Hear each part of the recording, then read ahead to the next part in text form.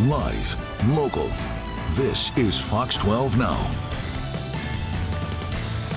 Hello everyone, welcome to Fox 12 Now. I'm Greg Nibbler. We are looking at a live shot of the Hawthorne Bridge there in downtown Portland. The weather is not, well, it's not the greatest right now, but I think that's going to be changing a lot here over the next couple of days. But nonetheless, that bridge is going to be in use along with all the other ones here shortly because Fleet Week is upon us. Hello, once again, this is Fox 12 Now. I'm Greg Nibbler. We live stream here every weekday, and thank you for joining us. We have all kinds of segments you can watch, and we are live streaming on Facebook, YouTube, our website, and our app, so lots of places to go to check all of those out and all the different things that we get to cover and talk about here on this show. But with Fleet Week, as we know, all those ships are going to be coming in. We don't know exactly when they're going to be coming in. They don't really give us that, but we know here over the week we're going to have a lot of them. And with that, those bridge lifts happen. What we wanted to do was actually go down and take a look at how that all happens. So we were able to go visit the Hawthorne Bridge. We were able to go up into one of the towers and speak to Aysha Ghazoul, who is the bridge operations coordinator. Want to make sure I got her title right. And she was gracious enough to show us how this all happens. It's something that I've always wondered. I've never been up into something like that, and you know, we're all used to it happening. Sometimes you may get a little annoyed that there's a bridge lift happening, but that's actually very important that those things do go on, not only to get ships through, but also to make sure to maintain those bridges. And we talk all about that during this. So what we're going to be doing is playing our tour of this. I'll say it starts off on top of the railing. So I'll give you a little bit of a context there. So you see where that tower is in the middle. This segment that we are filming at the beginning is off one of the railings to the right of that. So just if you wanted to get to an idea of where we're at to start off. It's a little windy, so bear with us with that. You know, the microphones can only do so much when there's that much wind on there, but it's great to talk to her to learn more about being a bridge operator. And then we go into the actual office there, the tower, where all of it happens, and we're in there for a bridge lift, so you can see it from her perspective and from what it's like being a bridge operator. After that segment, just so you know, we do have a press conference about Fleet Week where we'll get a lot more detailed information from a number of different sources. But let's start this off right now. Here it is, our tour of the Hawthorne Bridge. All right, here we are on top of the Hawthorne Bridge, here with Aysha, who is operating this amazing machine here that we're with. And Aysha, you know, we're walking through how this all works. I'm so glad to be here with you. It's nice to meet you. The first thing I want to ask you, though, is how does someone get into this business of operating bridges? With me, accidental. I used to work for Multnomah County back in the early 2000s at Multnomah County Library, and then I did many different things for the next 20 odd years, and then I was looking for part-time work, so I always enjoyed working for the county, so I went on their website and looked up part-time jobs and came across on-call bridge operator, of course not knowing what that meant, right. Thinking I need some kind of engineering degree. Luckily I didn't, and I applied and I got the position, and I got trained as a bridge operator, so I did on-call for about 2 years, and then a full-time position opened, and then the bridge operations coordinator position opened, and I applied and I got it. So it was accidental, but I feel extremely grateful and lucky that I came across it the way I did. I mean, you must have really enjoyed it if you got into it like that and you're just... Yeah, I mean, I had the schedule. With an on-call, you really have to have the availability because you can get called out at any time, 24 hours a day. And at the time in my life, I had the availability to do that. But I really liked it, and I wanted this to be more of a permanent thing, heading into retirement in 10, 15 years. Now, Fleet Week coming up, so depending on when somebody is watching this, there's going to be a whole bunch of ships coming here into town. So with that, everybody driving is wondering, how often are the bridges going to be lifted? I mean, it's hard to predict. I mean, obviously military ships kind of have their own schedule, and they're usually on time, but sometimes there are delays that are completely out of their control. So we'll be ready for them. We're ready for them Wednesday at 7 a.m. The first ships are scheduled to arrive at 2 p.m. That's the first big vessel Navy ship. The second one at 3, and then there's other multiple ships coming through after that until about 6 p.m. So the initial delays will be with the Broadway, and then later in the afternoon it'll be more the Burnside.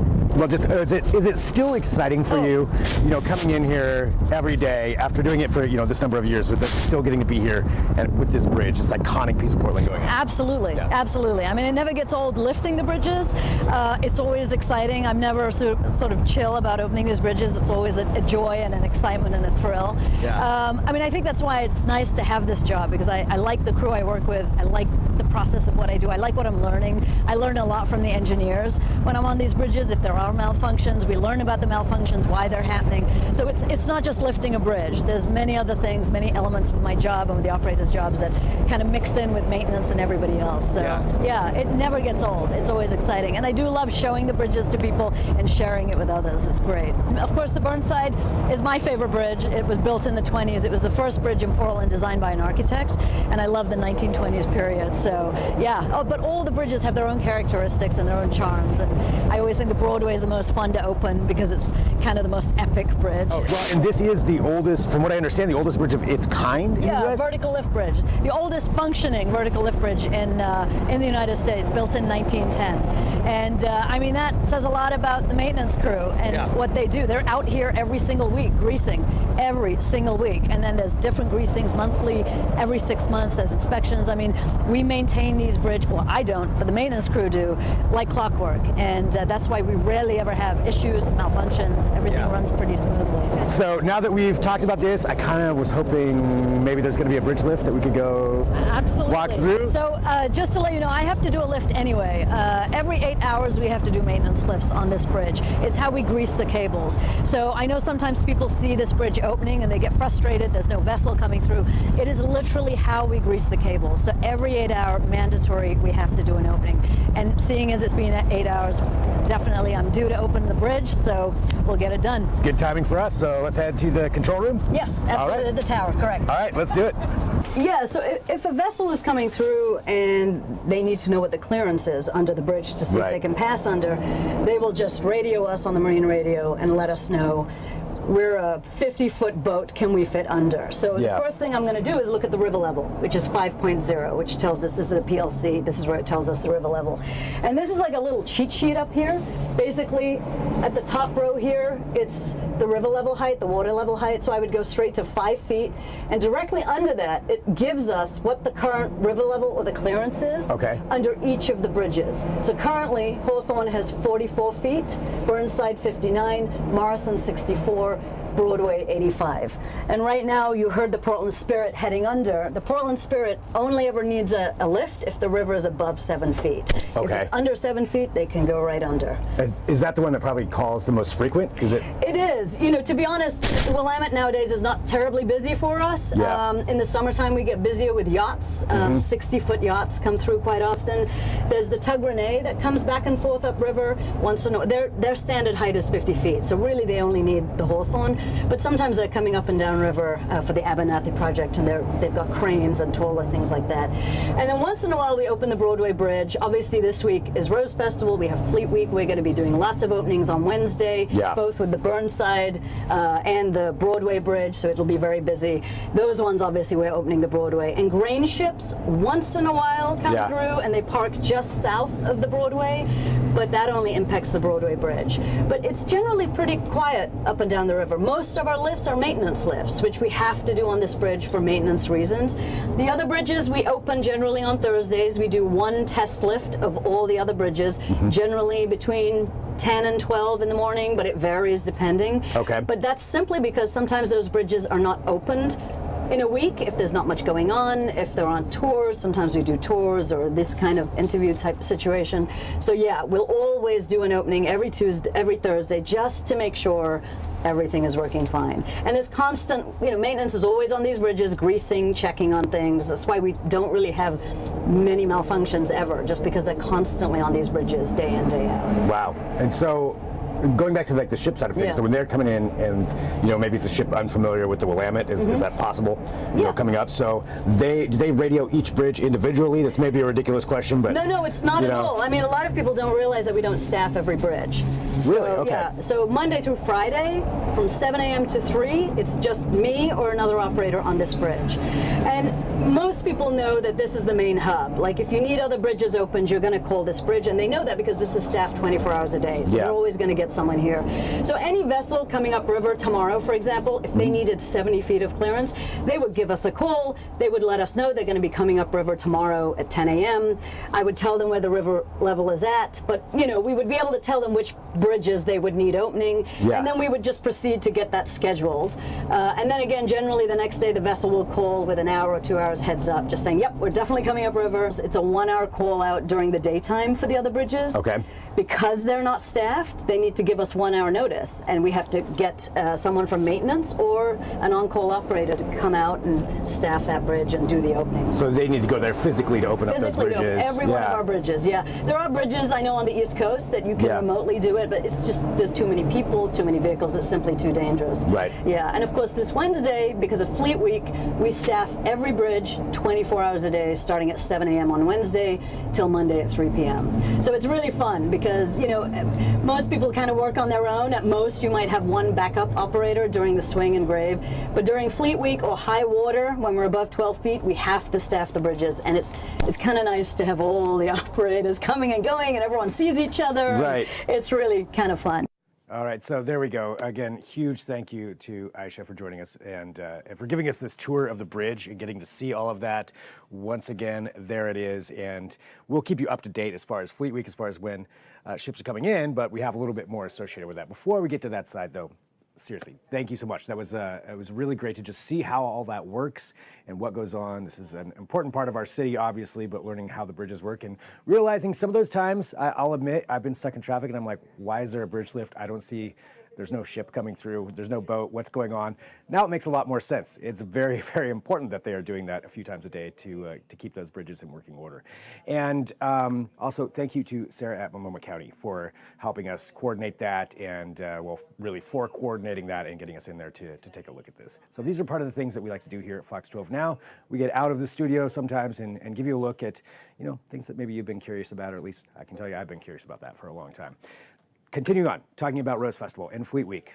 As we know, as we've said, there's a lot of ships that are going to be coming in, and we actually have the press conference that was run here earlier today, and we're going to go ahead and play that for you. They answer a lot of questions. It starts off with Nick Brodnicki from the Rose Festival, and then goes through a number of different authorities and from different organizations talking about how Fleet Week will be affected and what to know, too, with those ships coming in, how to behave around them. These are Navy ships. There's certain things, if you're in a boat, don't get close. I know that part at least, but we're going to have more on that right now, so let's go ahead and run this. Of Rose Festival every year, Fleet Week. For 117 years, the Rose Festival has been celebrating Portland and the Pacific Northwest, and Fleet Week has been a part of our celebration from the very beginning, with ship visits happening for the majority of those years. And the Rose Festival, it prides itself on creating opportunities for education and positive civic engagement for the community of the Pacific Northwest and all of our service members. We're excited to welcome the ships into Portland starting tomorrow, details to come. And we know that the lift, pun intended, to accomplish this engagement includes a lot of partners. So on behalf of the Rose Festival, I just want to quickly thank Fire Station 1 for hosting us today, Sean Whalen, Portland Fire and Rescue Harbor Master, the Portland Police, Portland Fire and Rescue, the City of Portland, Multnomah County, the State of Oregon, Navy Region Northwest, the Coast Guard, and the Royal Canadian Navy, amongst others. So thank you very much, and I'm going to pass it over to Sean Whalen. Thank you. Good morning. I'm Sean Whalen, Harbor Master for Portland Fire and Rescue. I get the honor to kind of represent Rose Festival and Fleet Week in introducing our visitors from the Armed Forces and their visitors and the representatives here today to talk about the ships that are going to come in. We're also going to talk a little bit about the bridge lifts, and then at the end we'll have opportunity for questions or interviews individually for those who would like. I really want to thank the media that showed up today. It's you guys that helped get the word out about Fleet Week. I mean, people realize it's Fleet Week, but it's because you guys are putting it out there. And I appreciate you guys showing up here this morning and helping spread the word about Fleet Week 2024. I too was going to thank a bunch of people. Nick did a good job. So I'm not going to repeat everybody. I do also want to mention, though, the Army Corps of Engineers is here as well. I believe Nick hit absolutely everybody else that I would have hit.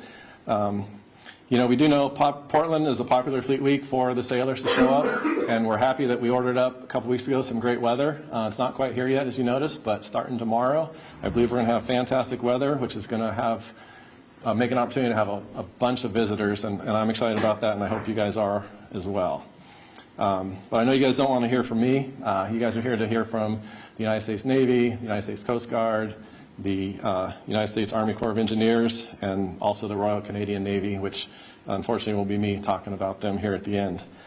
So without further ado, I'm just going to introduce and let the speakers come up and talk about the fleets that are coming in. Here representing the United States Navy is Commander of Navy Region Northwest, Rear Admiral Mark Saccato. Good morning, my name is Mark Saccato, and I am the Commander of Navy Region Northwest. Your Navy is operating abroad with our partners and coalition allies, protecting the international rules-based order, defending our access to the global commons, and underpinning global trade, which much everyone relies upon.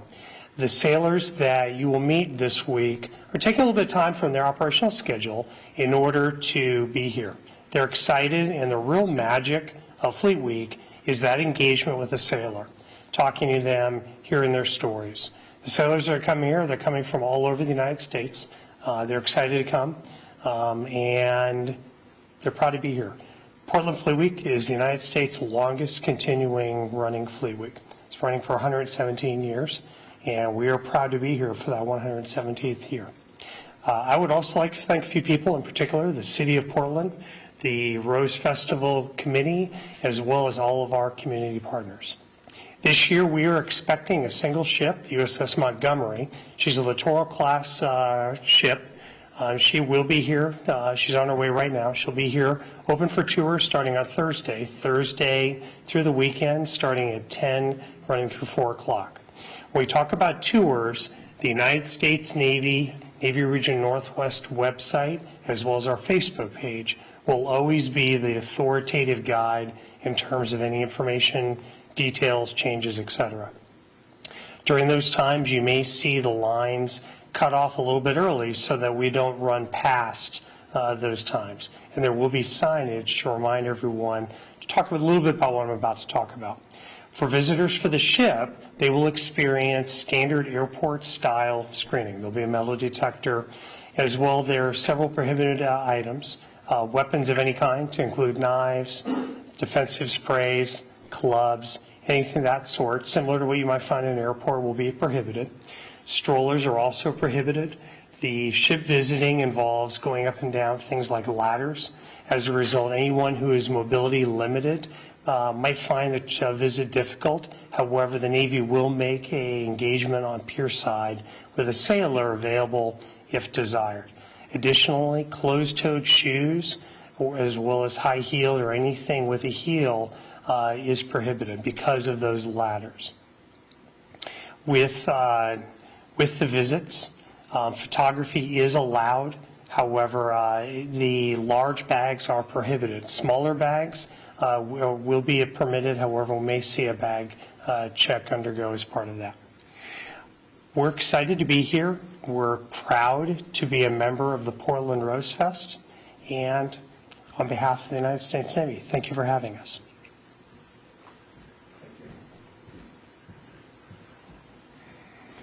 All right, next up, representing the United States Coast Guard, we have the Sector Commander of Coast Guard Sector Columbia River, Captain Justin Noggle. Welcome. Thank you, Sean. Good morning, I'm Captain Justin Noggle. I'm the Commander of Coast Guard Sector Columbia River right here in Portland and Captain of the Port. The United States Coast Guard is excited and honored to participate in this year's Portland Rose Festival and Fleet Week. The United States Coast Guard has been a steadfast presence in the Pacific Northwest for almost 2 centuries, demonstrating an unwavering commitment to maritime safety and security in the region. As the Pacific Northwest Maritime Guardians, the Coast Guard's 11 statutory missions play a pivotal role in ensuring the well-being of maritime communities and preserving the region's sensitive environment and economic prosperity. From search and rescue missions that save lives to maintaining aids to navigation that facilitate commerce on our marine transportation system, the Coast Guard missions are broad and impactful every day. What unites us as we all come together for Rose Festival Fleet Week is a commitment to serving our communities. Throughout its rich history in the Northwest, the Coast Guard has developed deep-rooted ties within our community. During Fleet Week, the Coast Guard has the privilege of inviting the community in which we serve to engage with Coast Guard personnel, tour our vessels, and witness firsthand the dedication and professionalism of our greatest asset, our people. We invite you to come aboard the 154-foot fast response cutter, the John McCormick, which is home ported out of Ketchikan, Alaska. This is a preview of 2 new fast response cutters that will be commissioned later this summer, joining the Sector Columbia River team, and that's the Coast Guard cutter David Duran and the Coast Guard cutter Florence Finch, which will both be home ported in Astoria. Additionally, we'll have the inland buoy tender Bluebell, which is home ported right here in Portland. She was commissioned back in 1945 and still services aids to navigation on the Columbia, Willamette, and Snake River. The cutters will be open for public tours daily, Thursday through Sunday, from 9:30 a.m. to 4:30 p.m. From its inception, the Coast Guard has served as a beacon of hope during times of distress. Through our search and rescue operations, the Coast Guard has saved countless lives, responding to distress calls in the Pacific Northwest's often challenging maritime environment. You'll have the opportunity to witness the air crews that make these rescues possible during a live search and rescue demonstration Friday afternoon at 2 p.m., Saturday at 3 p.m., and Sunday at 2 p.m. This experience will provide a glimpse into the life-saving work that our service conducts in the region. Additionally, we'll have personnel from Sector Columbia River and our local recruiters at the waterfront Thursday through Saturday from 9 a.m. to 3 p.m. to answer any questions that you may have about careers in the Coast Guard. The Coast Guard is hiring. We hired Sean's son about 3 years ago to join our team, and we're always looking for more talented people. To ensure the safety and security of all participants and visitors, the Coast Guard will be coordinating with partner agencies to enhance security measures during this period of increased maritime activity. Our personnel will be conducting security patrols and implementing a security zone on the Willamette River between the Steel Bridge and the Hawthorne Bridge. Boaters must contact the Coast Guard over VHF Channel 23 Alpha to have their vessel examined before transiting at no wake speed through the zone.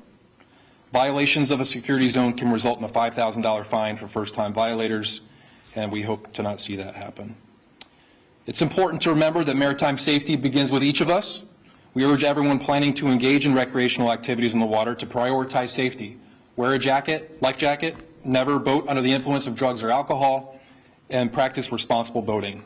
By doing so, we can all enjoy a fun and safe celebration.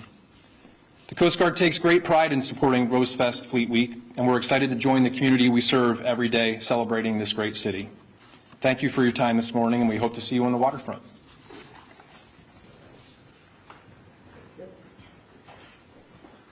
So the next person I'm going to introduce is from the Army Corps of Engineers. They have brought boats and ships here multiple times. This is the first year, at least in my 10 years doing this, that they've brought a speaker here, so I'm happy about that I don't have to try and speak on their behalf. So without further ado, we have small craft operator for the Army Corps of Engineers Hydrographic Survey Section, Dan Guy.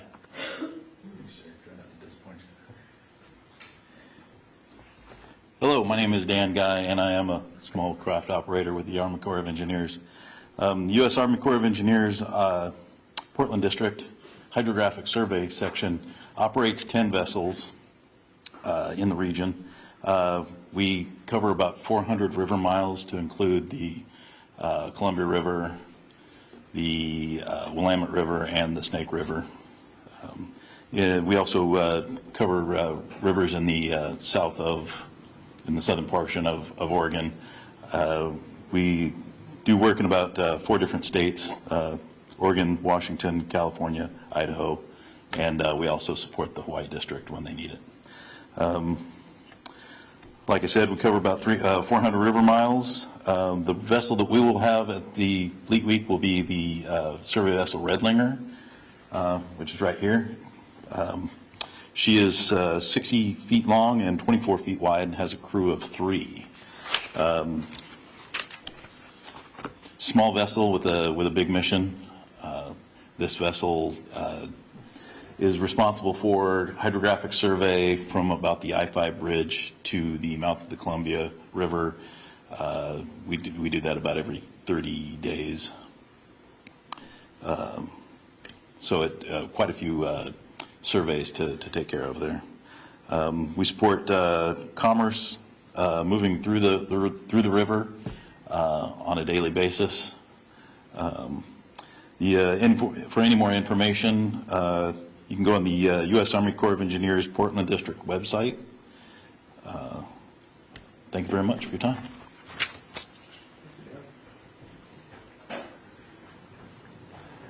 So next up, another group that we've had multiple years coming is the Royal Canadian Navy. And as you might imagine, they don't usually make it to this, as they have a little bit more of a commute than everybody else. Although some of these ships do come from a ways away, we have some local people that can come speak on their behalf. So I briefly will just speak about the Canadian Navy that will be here. They're bringing 2 Kingston-class coastal defense vessels, the HMCS Yellowknife and the HMCS Edmonton. I'll let you guys go do the tours, and they can discuss their entire mission and whatnot. So that being the case, they are offering tours from 9:30 to 4:30, Thursday through Sunday. On Saturday, they will be closing early for a special event. I don't have the exact time on Saturday when they'll close, but 9:30 to 4:30, Thursday through Sunday. And then with that, quickly we'll move on to bridge lifts, which I do know and I appreciate that the media has been getting this out. I also want to mention real quick, in case I forget, that I do have copies of the slideshow that I can email to you guys. I have cards on the back table, so if you are interested in the slideshow and more of this specific information, feel free to email me and then I'll respond and attach this. And the times, they're approximate. They're what we were told is going to happen, and as you know, and everyone who's been to Portland, ship transit time is affected by many things.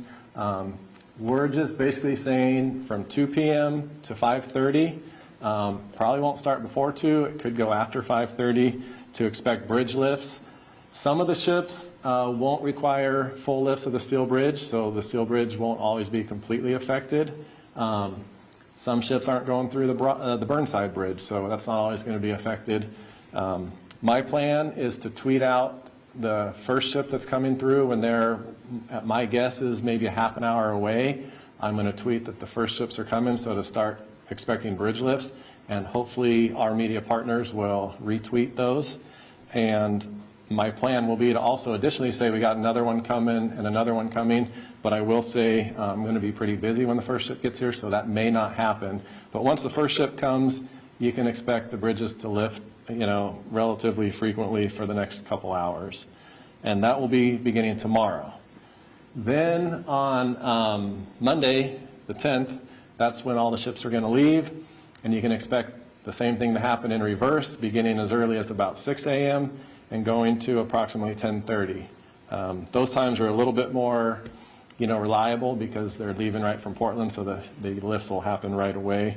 And again, my plan will be to put out an initial tweet and try to keep up on those, but that may or may not happen. With that, again, I'll remind you, I do have a copy of the media kit if you guys do want it. And most importantly, first of all, thank you guys for being here. Every speaker that was here today is available to answer specific questions individually. We also have a representative from TriMet here, Mark, who's right here in the front. He has a name tag. He has definitely way more specific information on how mass transit will be affected on the bridges and how their plans for dealing with that. If you have questions for him, feel free to reach out to any of us. And additionally, and I know that all the agencies here on ships, they're happy to have the media on board their ships, do tours, do interviews. They have people in charge of working with that. If you have any issues getting a hold of anybody, if you're interested in doing that, feel free to contact me, and I can put you in contact with the correct person. There are some PAO representatives here as well that you can get some contact information from. And I have cards on the back table. You can see me also for cards. And just if you have somewhere to be, take off. If you want to mingle a little bit and talk and get some more information, please do so. And that just concludes our event. Thank you guys for coming.